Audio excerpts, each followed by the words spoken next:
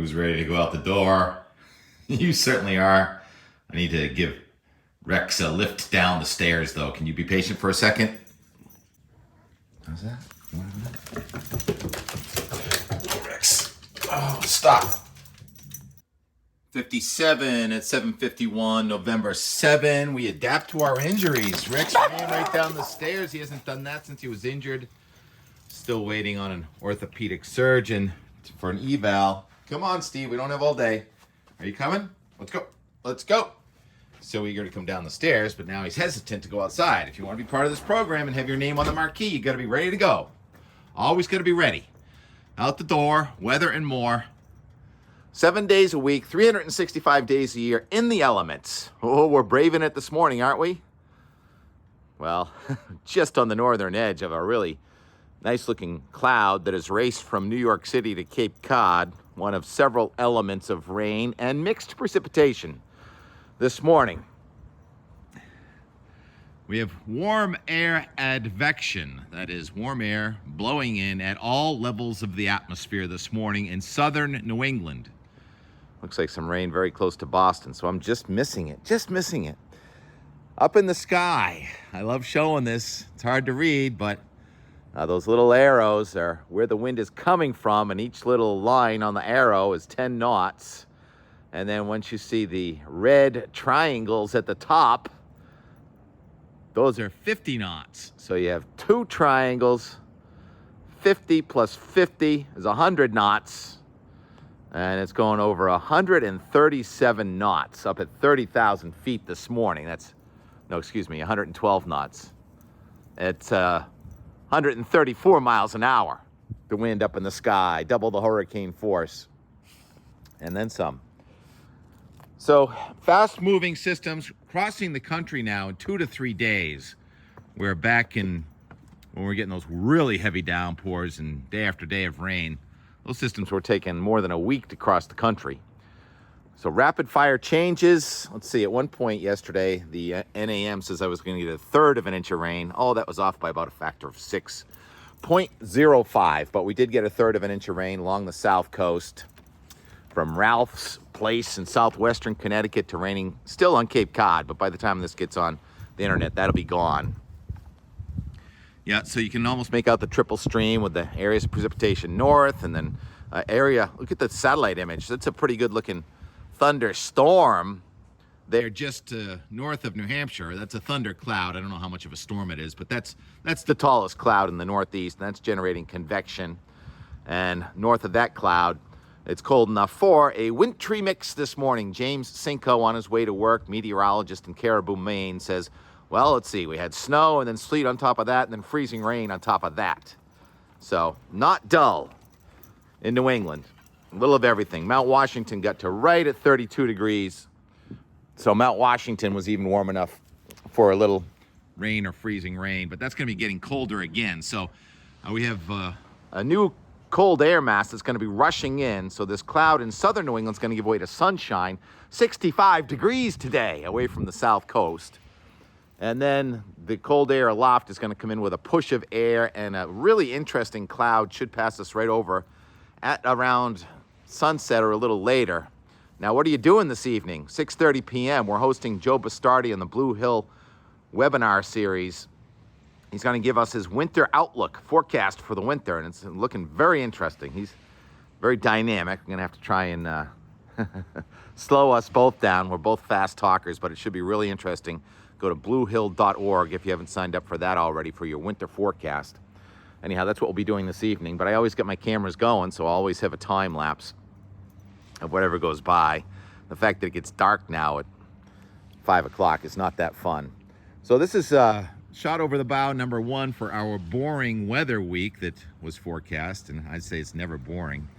And the next shot's coming in on Thursday. So tomorrow, cold high pressure builds to the north, and we're going to be very windy. A lot of isobars on the map.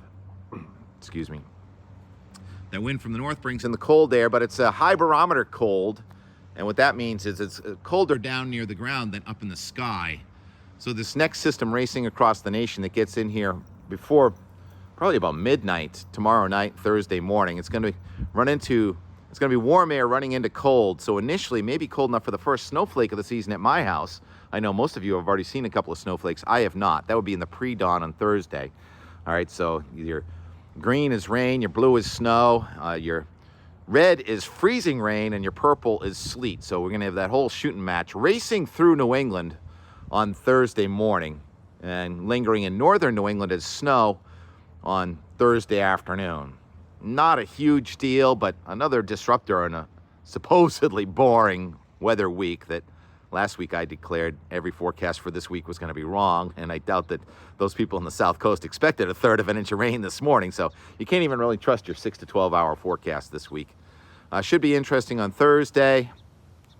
And then a new cold is going to come in with high pressure, but it's high barometer cold and an upper level low. That gets kind of confusing over the weekend, so there could be some surprises again this weekend. It's going to be cold enough that all the snow guns are going to be on at the ski areas that want to make snow. That I need a new flag again already. And another system is supposed to miss us off to the south Sunday into Monday. Incredibly fast flow aloft. You want to see it at 500 millibars? You know, I talked about the 130 miles an hour. That's up at 30,000 feet. That's more like 300 millibars. But 500 millibars, as I talked about yesterday, pressure in the sky. When you go up to 18,000 feet, the barometer is about 500 millibars, and this is the flow. The purple is the really fast flow. The yellow is the even faster flow. And then it's interesting that it splits around New England over the weekend. Almost looks like some kind of sea creature trying to consume us with its open mouth. That means energy wants to split north and energy wants to split south, leaving us in kind of, I don't know what's going to happen around here. I think what's going to happen around here, we're going to be mostly bright out of the hills, and it would be probably mostly cloudy in the hills and the mountains with a few snowflakes. That's how it looks now. But again, very low confidence forecast. Yeah, we have a low confidence forecast in 3 to 5 days. Yet this evening, we're going to try and give an entire winter forecast. Coast to coast snow for North America, week number 3. And although not much of it in New England, there's that little stripe there in southern New England. But then look what happens California late in the period. Oh boy, here we go. Picking up where we left off last year, with the Euro estimate of somewhere between 5 and 8 feet of snow for the Sierra Nevada range coming in early next week. And that probably is going to push warmer air across much of the lower 48. Now, you got to remember, warmer is relative. So next week, temperatures may be warmer than this week, with the exception of today. But the average high temperature for next week is a few degrees cooler. So say we're in the 50s, yeah, that qualifies as warmer than average. But look at the Boston 14 day. Look how many mornings in a row we are in the 30s, and maybe the first freeze coming in here early next week. So I'm not going to call it warm, call it high barometer. That's where it's warmer up in the atmosphere than it is down near the ground due to stagnant high pressure and inversions each night. So we may end up with some really heavy frost next week. That would be my first frost. All right, really interesting clouds this morning. You can see them racing right along.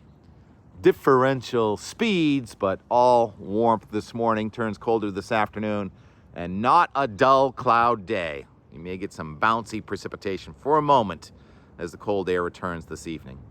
All right, yesterday, not that much going on. It looked like it wanted to snow, and it felt like it wanted to snow, but it didn't. And just watching the clouds race through, and some observations, some local observations from Weymouth. We're getting some new kind of pipes going on over on Neck Street. I think I might have called it River. Kind of new here still. And I hope we hear from you and join us this evening on the Blue Hill webinar, our winter weather outlook. See you then. Oh, he got away from me. Come on. Just barely got him in time. Steve, come. Come on. It's raining. We don't need this. Steve, come. Someone's going to get hurt. Better not be me. Come on. Jeez. Now he's going to take off the other way. I shouldn't let go of that. Oh, you rascal. So we're getting the northern edge of that little convection going off southeastern Massachusetts. Maybe I'll add to my 0.05. Oh, there it is. Hey, Mitt. Might as well get Mitt in here, too. Just going to press. About 8 o'clock. I was just about to start editing. And it's really pouring out now. Be interesting. A little convection in the warm air. Nah, doesn't look like it's pouring, but I just get soaked trying to get Steve back in the pen. All right, gonna edit. I think what they did was they ran a pipe across the street under the ground. Yeah, a little backlog here. Nice job. Let's open again.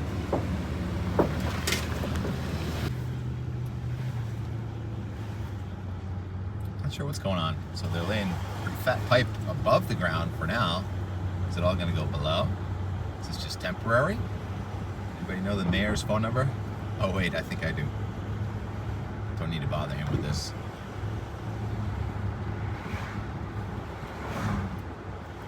DPW maybe. Yeah, it's afternoon and cold air is retreating, warm air is advancing, and that looks a lot like a snow sky, but the freezing level is going way up fast. Part of the fast changes that are going to happen every day this week. 49 degrees at 350, kind of chilly out there, and it's almost dark. Ugh, frustrating. But I guess I'd rather have it light early in the day so we can go out the door and have sunlight around 7, even though it's just about 4 and this is getting dark already. A little time lapse of the daylight hours today from roughly 6:30 to roughly 4:30. Cut through the worm farm.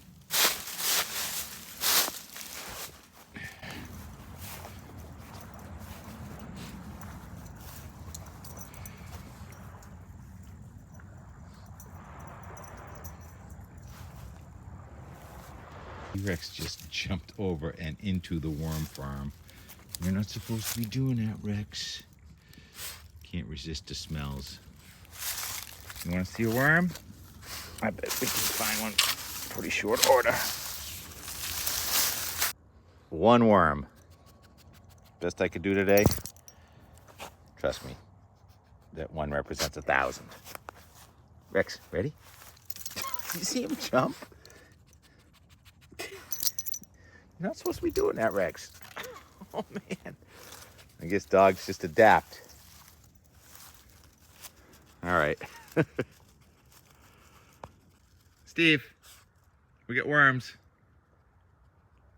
His favorite spot. And his favorite spot. They love it here. We love it here. Holy pumpkin.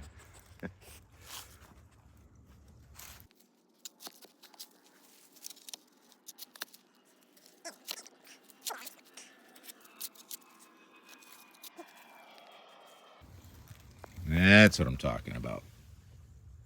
Here's your granddaddy. He hasn't seen sunlight maybe in his entire life. Not that it's sunny. You go. Sorry. You wiggler. There you go. I'll give you a little blanket. I think I'm gonna go add some leaves. I'm gonna go get some dry leaves from up the road and make this pile bigger. Is the pile bigger this morning? I bet it is. This is what it looks like today. Guess how many of those buckets that is right there? 1, 2, or 3? 3. Correct. What's that? 180 gallons? How many gallons is this? Anyhow, worm chow, that'll condense down into just a few shovels full or so of this by next year. Or maybe 2 years.